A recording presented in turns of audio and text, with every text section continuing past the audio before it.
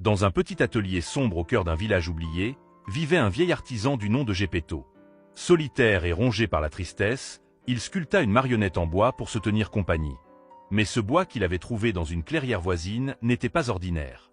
Les arbres de cette forêt étaient maudits, nourris par le sang des voyageurs disparus. Une nuit, sous la lueur d'une lune rouge, la marionnette prit vie. Mais ce n'était pas grâce à une bonne fée. Pinocchio était animé par une force obscure. Ses articulations craquaient sinistrement lorsqu'il marchait, et ses yeux vides semblaient briller d'une lumière maléfique. Au début, Geppetto était émerveillé, mais rapidement, il remarqua des événements étranges. Des animaux morts apparaissaient près de l'atelier, leurs corps mutilés, comme vidés de leur essence.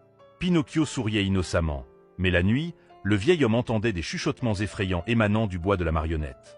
Pinocchio avait faim, mais ce n'était pas une faim ordinaire.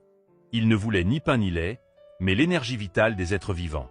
Une nuit, il quitta l'atelier et revint couvert de sang, une étincelle de plaisir dans son regard vide. Geppetto, horrifié, tenta de brûler la marionnette. Mais le bois maudit était indestructible.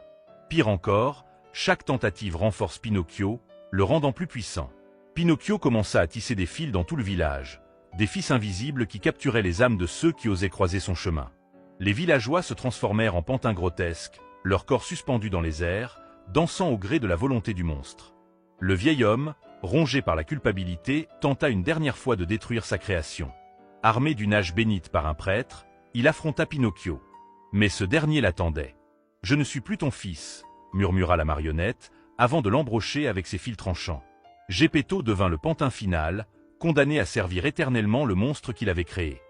Depuis cette nuit, le village est désert, mais ceux qui s'aventurent près de l'atelier jurent entendre des rires d'enfants et voir des silhouettes suspendues danser sous la lumière de la lune. Pinocchio n'est plus une marionnette, il est devenu le maître des âmes perdues.